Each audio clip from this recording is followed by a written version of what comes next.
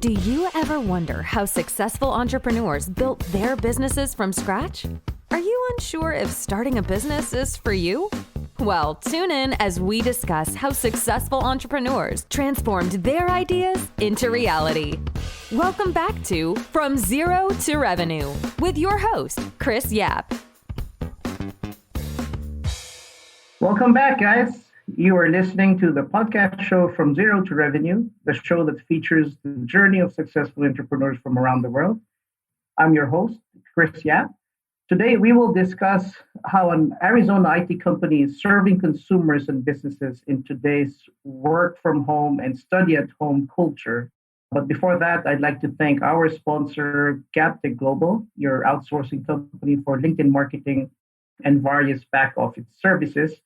You can learn more about their services at gaptechglobal.com.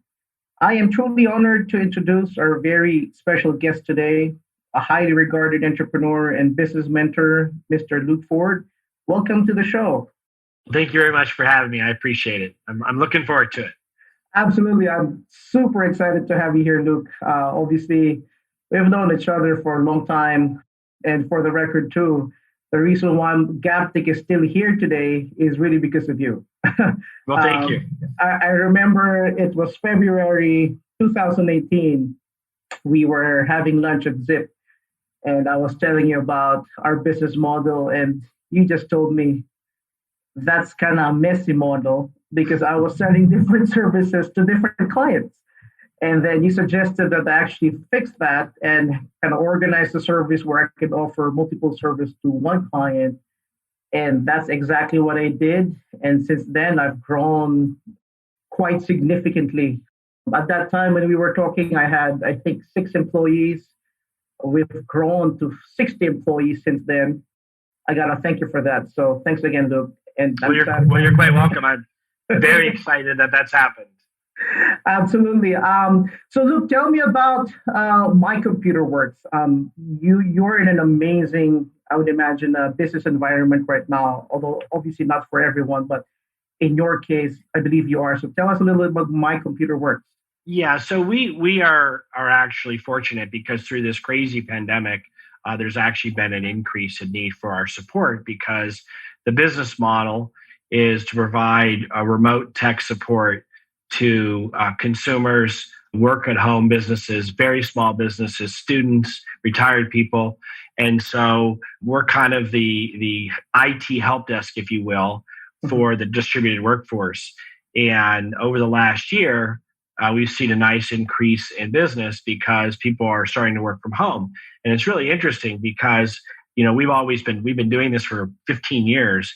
And what we're seeing now is, obviously there's schooling from home. So we're getting a lot of calls from teachers and from parents that are trying to figure out how to collaborate with their kids on getting the applications working and working with the school.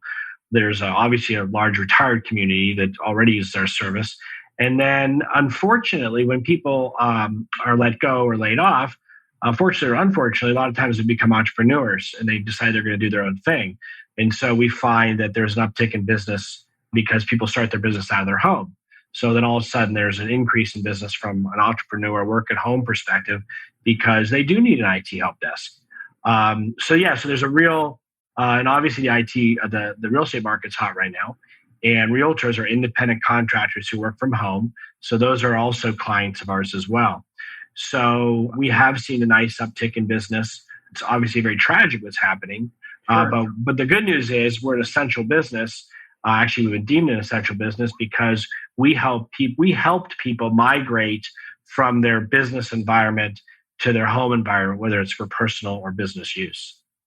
Sure. So, and I would imagine too that, given the last few months with the work from home, study from home culture, there's an uptick in increase in demand for your service. What are the typical issues that you solve? Let's say, for example, a working mom would call your 800 number and ask for help. What are the typical problems that you guys solve? Yeah, there's all kinds of issues, right? I mean, depending on the target, I guess, if it's a retired guy or it's sort of a family or an independent businesswoman or man from home. But it's really interesting. It's actually changed over time. I mean, yeah, clearly there's people that have malware or spyware or some kind of viruses or something's on their computer that's slowing it down. Maybe they have too many applications running in the background. I mean, there is resource hogs, so to speak, on your desktop that we help clean up and optimize. But there's a lot of issues around printing, and there's issues around network, and does my router or modem make sense for what I need right now? And with a lot of people working from home, they need to increase their bandwidth. So there's lots of sort of infrastructural, keeping things working properly. But then there's also real issues around, do I use Dropbox? Do I use OneDrive? Do I use, should I do data backup storage and have those other sort of, file systems, if you will? What SaaS applications are the best applications for me, or what cloud applications, I should use that terminology. So there's a lot of usage and how-to that's going on. Clearly, there's school applications that the kids are needing to work now. That frankly the teachers and the parents are struggling around, and then we do things like synchronize people's emails with their phones, right? Because people have phones and then they have their desktops. So it's really funny because we sell people normally initially because there's a tragedy in their life around their computer. That's true. And then we keep them because it's really a membership service.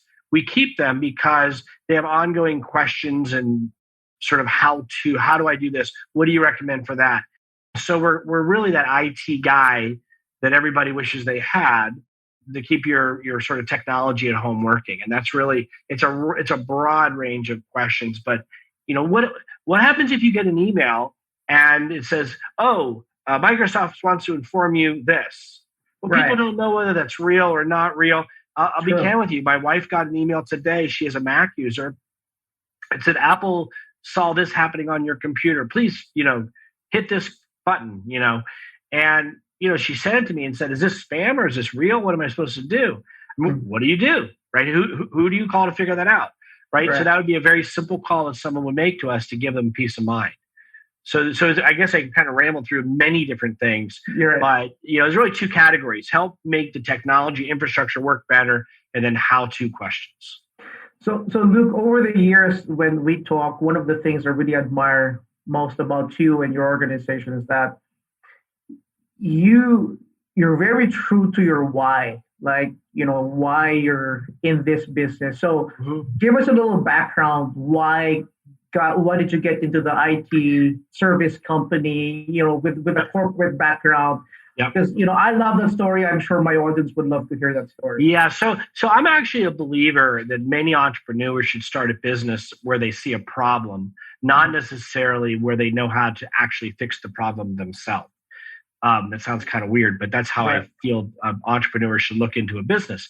And so I'm not technical.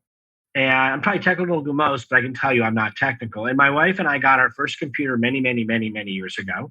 And I worked for IBM at the time. I was a corporate guy. And I couldn't figure out how to get AOL working and then get Yahoo up. And the whole thing was just a nightmare.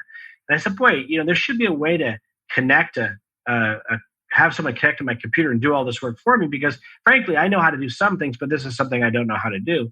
And, frankly, my wife and I got in a little bit of a discussion, maybe a little bit of an argument about it, of how do we get this computer working? And that's when the light bulb went off is, wow, in the future, content's going to be so relevant, important in people's lives, that there will be high speed bandwidth available. There'll be 2.2 or more desktops or devices in homes per user. I mean, it's massive, right? And, if I could just make people's lives a little bit better by reducing the stress and reducing the anxiety around technology, I'm doing a good thing. And so when I hire technicians or when I hire people, I always say that the reason we're in business is to just make people's lives a little bit better. And whether it's a realtor trying to feed their family and make more money and not worried about their technology, or whether it's a mother or father helping their child with homework and being worried about the technology working or their child being safe. And so for me, it's always been a mission around just kind of improving the peace of a house. And my household wasn't peaceful that night. And I thought, well, geez, there's an idea. What if I did that? and this is a way I can do it. And that's how I thought of the idea. And so, see, that's amazing, and that's why I love, with the title of my show, From Zero to Revenue. So that was one idea, and then you've converted it.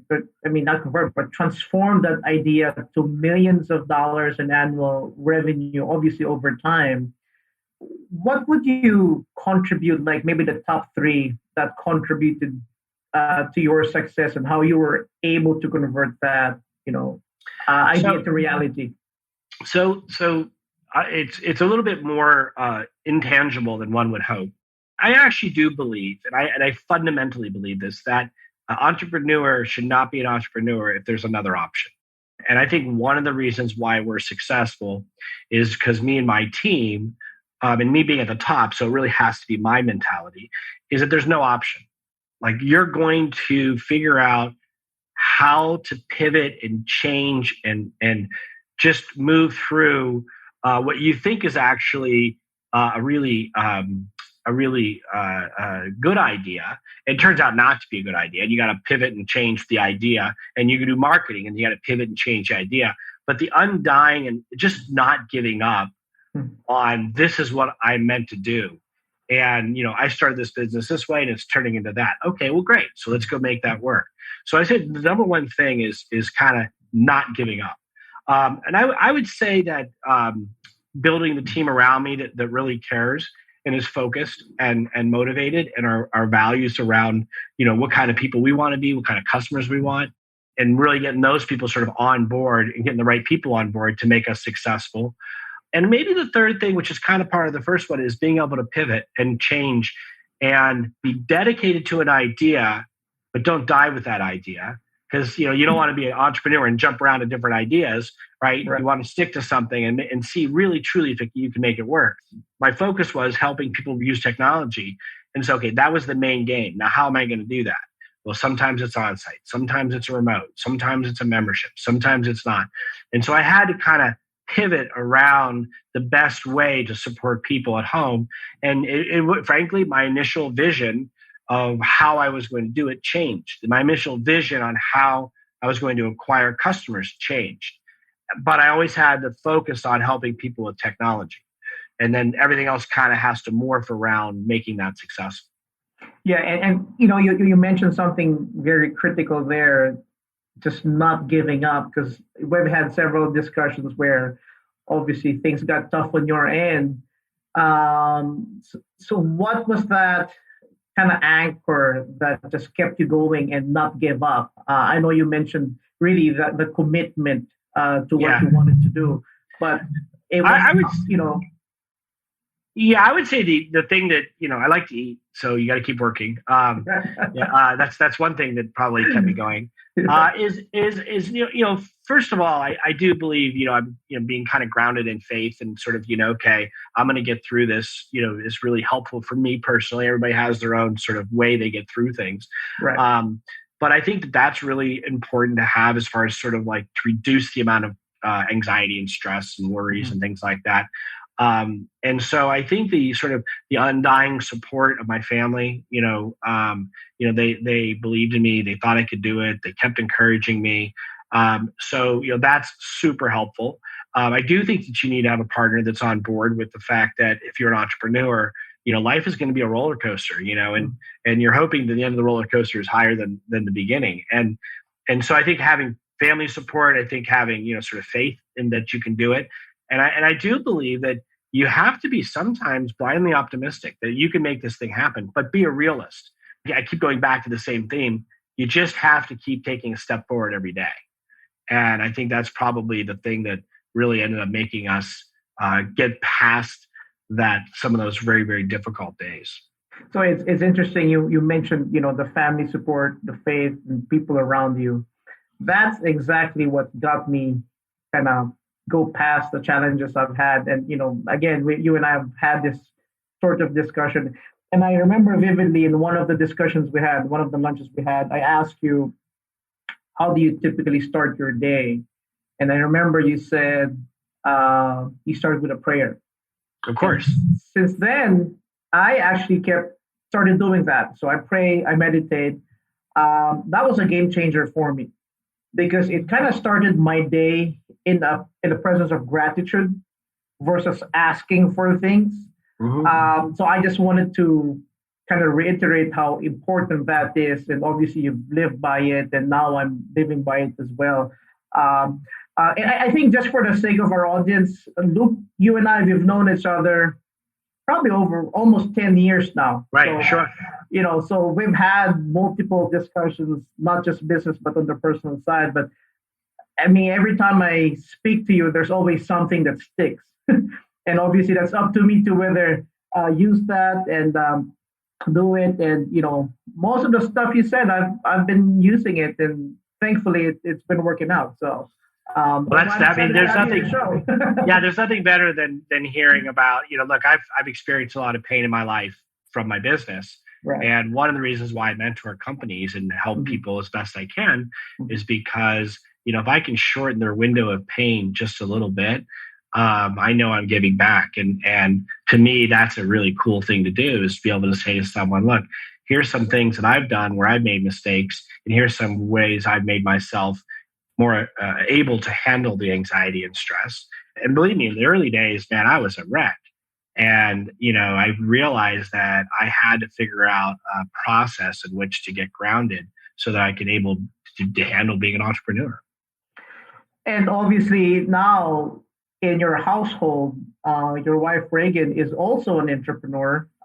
This is a quick plug for Reagan's interior design business. How does that dynamic work around? Obviously, you're in a different field, but both entrepreneurs. Is that helpful or is that problematic? What's the dynamic like at home? Well, first of all, we've been married 30 years, so awesome. we're figuring this thing out. But I would tell you that, Reagan is a brilliant woman, so she's been able to sort of help me, guide me, and give me ideas and feedback along my journey as an entrepreneur. And I'm the one that took the arrows, sort of in the business, I guess, if you will, for the last 15 years. But Reagan's been in business for about 15 years as well, the last 5 or 6 years full time, and she's built her own business now. And I would say that, we do bounce ideas off each other, and we learn from each other's experiences.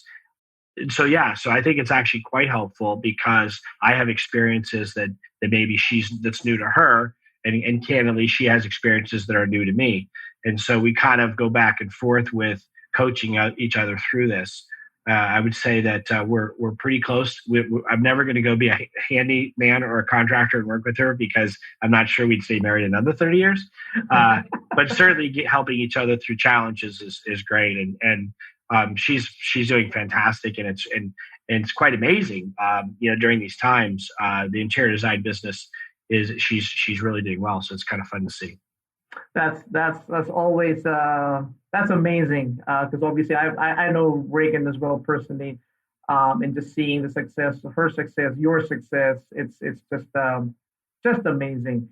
When it comes to leadership style, Luke, what would you consider your style to be? I know you're not really an authoritarian. I think you're more of a servant leader, but I'll let you speak to that. What's your leadership style?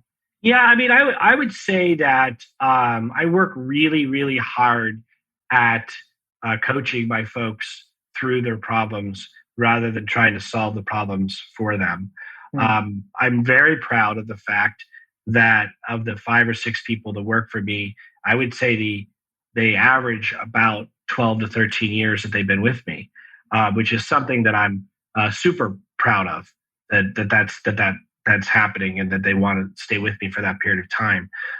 So I think that I do the best I can of being consistent to my core values, being consistent with helping them through their challenges.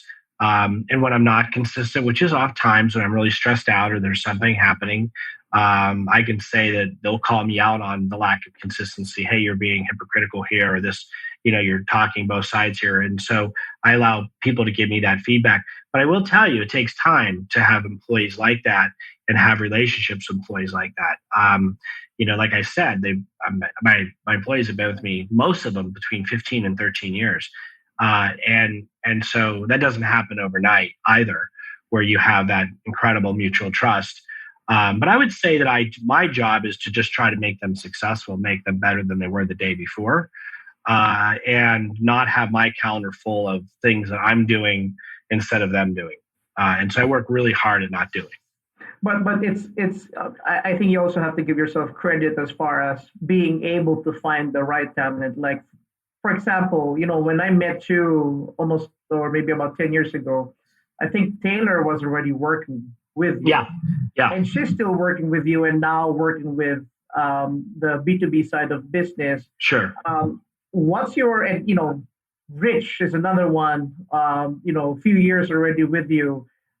What are your kind of deciding principles when hiring somebody, especially, obviously at that time, it wasn't really a leadership position for Taylor, Sure. I would imagine, when she started, but obviously you got it right. Yeah. What's your guiding principle when hiring? Yeah, I'm probably not as good as I should be on those kind of things. Maybe I got lucky, but I really do try to hire on core values and fire on core values, and not on skill. I can't recall the last time I let someone go based on skill, and I certainly have never hired someone based on skill. And so, obviously, if you have a technician, they need to be able to do the job, right? There's a certain skill set that they need to have. Mm-hmm. But, our core values, professional, respectful, positive and friendly, trustworthy and honest, and taking ownership of the sense of urgency. Those are our core values. And when I interview people, I really look really hard to see within their experience in their life whether they fit into those core values. Because I really do believe when there's challenges in a company, just as in a marriage, if your core values are similar, then when you have struggles or whatever it might be, then you can all fall back to, okay, what kind of people are we? What's the core values of the company? And are we treating each other the way we're supposed to be treating each other? So I would say that's probably really what I look at. And by the way, that's whether they're working for me or whether they're, incoming new tech. Wow. Well, I was taking notes while you were talking, so this is going to be one of those wisdom that I'm going to be taking with me. And the truth is, you got to know what they are, right? You got to know what they are. I mean, like, really, who are you? And it took me a long time. I mean, it took me a month or so to really narrow down to what I thought was my core principles, and then I had to really do some. Is that really me, or am I just pretending that's me? And, I had to really kind of look into it. And then once I figured it out, I said, okay, well, and that's what I need to hire for. And if someone's not behaving in those lines, it's super easy to have the conversation. Hey, look, this whole, taking ownership thing with a sense of urgency, here's an example where you're not doing that. That's kind of a core value here. Is that something that you can fix? Yeah, probably. So for me, that's probably the most important thing when coming to hire, or even doing like performance improvement plans, right? You have an employee that's struggling, and normally it's a value problem. It's not a skill problem. Are they dedicated? Are they owning the problem? Are they being professional? Are they being positive? And so for us, we look at that. But whatever your company is, you can look at those and say, is that employee really demonstrating those attributes? And if they're not, let's put together a plan to make sure that that's where they know that they need to head. Awesome. Let's move back like years, a lot of years when you were, let's say, in high school, college. So that's a lot of years. That's a lot of years. I'll try to remember. Right. Was being an entrepreneur or being a business owner, was that always the dream growing up? Yeah, it's funny you say that. It's a really good question. The answer is no. When I was a kid, I was always told, you're going to be like a big company guy. I was the kind of guy that was sort of mainstream, student body president and all those kind of things that, you're supposed to try to be. And so everybody kept saying, oh, you're going to go work for IBM or something like that. And that's what I did. And so I spent 10 years at IBM, 5 years at EDS, and then a year at Capgemini, Ernst & Young. And I got my MBA, and I did all the things you're supposed to do to sort of be in the corporate world. So no, not at all. But the thing that I found out was that all the assignments I got from those companies started being entrepreneur kind of activity. Yep. So I found I had a real knack for this entrepreneurship, which for your listeners is, being an entrepreneur within a big company. and rolling out new ideas or new projects or new areas. So I think in 15 years, I think this might be true. I only had one job that existed before I was put in it. And so quite frequently, I would have to sort of create a process and a job within chaos because the job didn't exist before I got there, or the division. Oops, sorry about that. The division didn't really wasn't there before I started. So lots of entrepreneurship type of skills were learned while I was at those big companies. So I think this is another testament that, because I always believe that, when you become an entrepreneur, it's not really to satisfy a dream, but really to satisfy a need or to solve a problem. And this is another testament of that, growing up, it wasn't your dream to be a business owner, but, you were prepared to become one. Yeah. Right? And I really think that, I'm actually always tell people that I don't believe in luck. I believe in preparation meets opportunity. It's kind of is sort of that's where those connect. And so, the skill set that I built up as an entrepreneur, where I was able to leverage those when the idea came of what I wanted to go do. And so there was a little bit of a crossroads there where I felt capable and competent to go do what I wanted to go do. Right. And then, just going back on the journey of My Computer Works, amazing numbers you guys have had. I was looking at your website, over 1 million problems solved, over 100,000 customers served, obviously over 15 years in business. And I'm sure getting to that level that's not an easy task. Aside from the people you've had, what were the challenges? And I'm not saying people were the challenge, but what kind of challenges have you experienced where you almost said, I'm done, I don't want to do this anymore, but obviously you persevered. But what were the challenges? Yeah, I would tell you that cash flow for sure is terrifying. Been there many times. Yeah, cash flow is terrifying. But I would say that the real challenge that we had is the number one challenge we have, which we actually have solved, is how to acquire customers at an affordable rate. We've had those discussions many times. Yeah, I mean, if you make $100 on a customer gross profit, what are you willing to spend to get that customer? And then what channels do you have open to you to acquire that customer at that rate? So for me, that's really that was our really big issue. I don't think I had huge people issues. Mm-hmm. I was very blessed with that. I think that from a delivery perspective, we have not always been perfect at delivery, but for the most part, we figured out how to make money delivering our product at a profitable amount. That took us some time, but we have figured out how to make money on our product. Our biggest challenge has been, how do I grow this business such that I can afford to grow it, through marketing and sales. And that to me has been and always been our single biggest sort of, I would say, operational problem. Right. And that's obviously key, because I was going through that. I'm still going through it, but we're figuring things out. And today's a good day because I closed 3 accounts today. So that could be a big challenge. And so, since we're talking about sales, how did you develop that system where obviously it starts with the right leads, right? And then you have your process of closing deals. How did you come about the right formula at this time? Yeah, so there's, to me, there's marketing and there's sales, but all of it's sort of demand generation or channels to market kind of conversation. And in my business in particular, because I'm in the consumer or very small business, I would say that, I kind of looked at, okay, what kind of direct marketing activity do I need to do to get people to either purchase online or to give me a call and have a salesperson sell? And so, and by the way, anybody that says marketing isn't numbers is crazy, right? Marketing is probably one of the most sophisticated sort of ratio manipulating and understanding piece of any business, right? So, if my gross margin is $100 on a product, what percentage of that do I spend on marketing? What percentage of that do I spend on sales? And then if I get a higher close rate, or I get a higher conversion rate, or I get a higher call rate, and then what's the cost of a phone call? What's the cost of there's so much in that sort of that channel that you have to look at. And basically what we've done for 15 years is getting pretty dynamic around different routes to market. We did, infomercials, we did direct sales, we've done, standard marketing activity. Candidly, I'm not telling you everything we do because it's a competitive advantage of mine.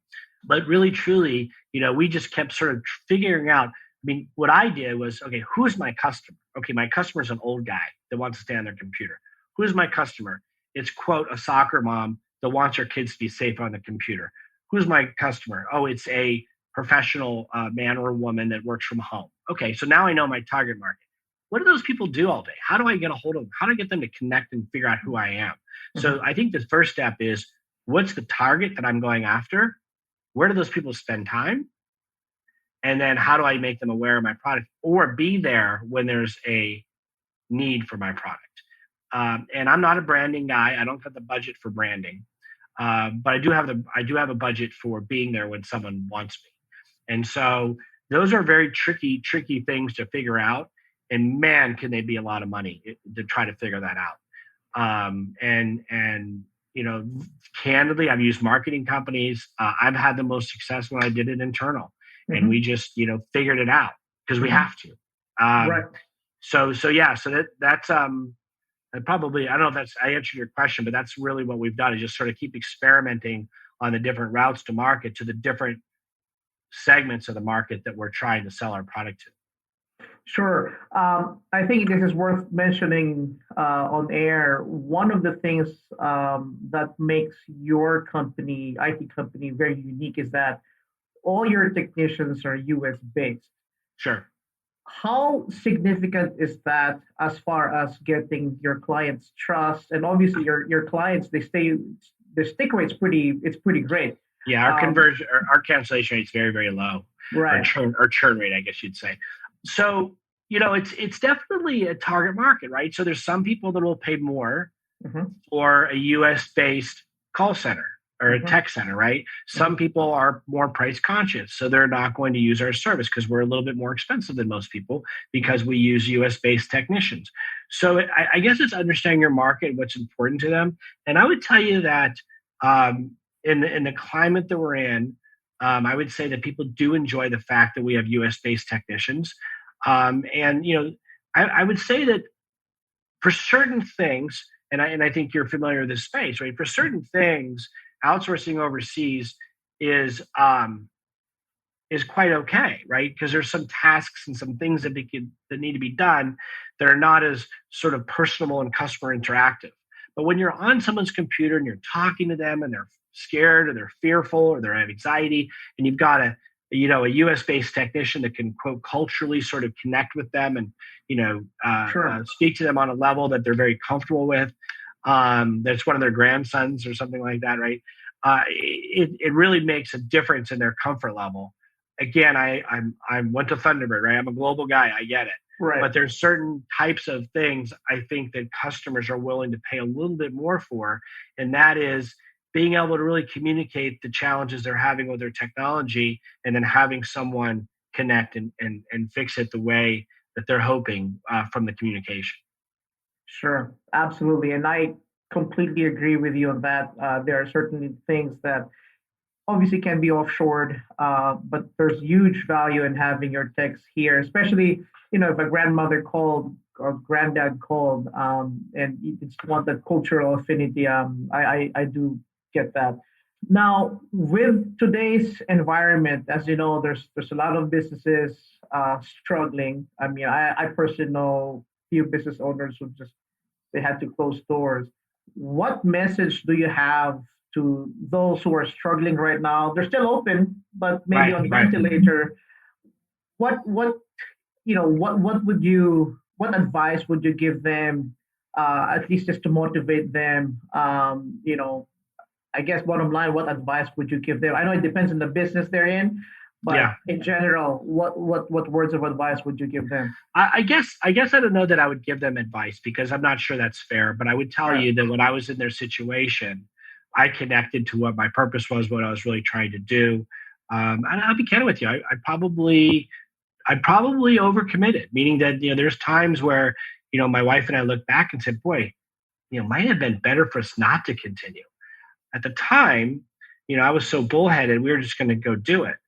And I would tell you that, these are the times where people get creative. What does it say? Something about crisis is the mother of invention or something like that. There's an expression there that I can't remember.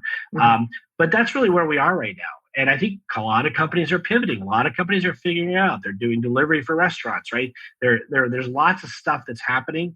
And I think that gives entrepreneurs an opportunity to pivot and say, oh, I guess I don't need this XYZ resource to stay alive. But if I streamline and maybe deliver my products this way, or if I do marketing and sales this way, maybe it's more to my advantage right now. And so I think maybe the advice I would give is, look, I didn't give up. I maybe should have, but maybe now I'm glad I didn't. I don't know if that makes sense. So I'm glad I didn't. So I would say, figure it out, pivot when you need to, and keep your sort of focus on what's important to you. And it's tough because if I were to be very candid with you, during my deepest and darkest times, it might have been better for my family at the time not to continue. And so maybe that's not the inspirational message you're trying to get, right. But that's probably the truth. But I didn't. And we persevered, and now we're here, and it's 2020, and we're growing, and we're okay, we're surviving, and so I would say that persevere and pivot, I guess, are probably the two things I would probably say. I completely agree. Now, I know you mentor, entrepreneurs starting and some growing, and you're still a member of this EO. How important, and again, this kind of related to my previous question as far as, for struggling entrepreneurs, how important it is to have mentors around you. You have your own mentor, you mentor people. How important is that, especially in, business decision making? It's invaluable. When I started my company, I created a board of advisors. I treated them much like a board of directors. I mean, they weren't actually board of directors, but they were board of advisors. And I found people with different backgrounds, different skill sets, and different levels of love for me. If I want to be candid, some were relatives, some weren't, and sort of kind of got them together to figure out the best way to do it. And for me, I probably had anywhere between 6 and 10 people that I could pick up the phone and talk to, or met with once a quarter and kind of talk to them about where I was going and what I was trying to do. And so, the reality is you also need a mentor that's not going to be nice. And my brother one time told me that a good mentor is like a priest. When you're feeling too good about yourself, they'll bring you to reality. And when you're down, maybe they'll bring you up a little bit. And I think that's actually a little bit there, right? There's a time where you were in a dark place and I was trying to be more inspirational and, tell you, hey, this is what you need to do, or this is what I would do, or this is what I've done. And then there's times where people get a little bit cocky and you're like, wait a second, is that really required right now? So I would say that mentorship is more than it's mandatory. And I'm in that entrepreneurs organization where I have 9 other entrepreneurs that have similar size businesses and scopes of business as me, different industries, where I can go bring business challenges to them and kind of figure out what would they do if they were me in this situation. So I think there's nothing more important, I think, than to have a mentor. And candidly, my wife is my mentor. Coming home and bringing her like my stress every day, is that the best thing in the world?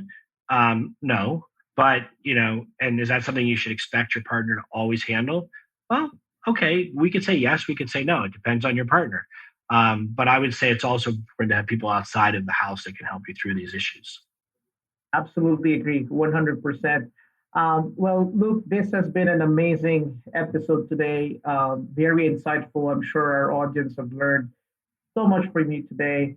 So Luke, for those who want to reach out to you, whether you wanting to be their mentor or just want to learn more about My Computer Works, what's the best way for them to connect with you? Yeah, I would just go to our website. It's simple. Just go to mycomputerworks.com. There's a place to fill out a form and just say, hey, I'm interested. You can say, I heard Luke on a show and I'd like to talk to him. I'm happy to talk to people. So if someone goes on our website and just fills out our form at mycomputerworks.com, I'd be happy to talk to them. And I do it all the time. And really that's the best way to learn about our company as well. Awesome. Well, Luke, thank you so much for spending your time with us today. That concludes our show. This show was brought to you by Gaptech Global, your outsourcing company for LinkedIn marketing and various back office services. You can learn more about their services at gaptechglobal.com. This has been your host, Chris Yap, of the podcast show From Zero to Revenue. As Stephen Covey said, all things are created twice, first in the mind, then in reality. Thank you so much for listening to this episode of From Zero to Revenue with your host, Chris Yap. If you've enjoyed the show, please feel free to rate, subscribe, and review on your preferred podcast listening platform. We really appreciate that effort. Until next time.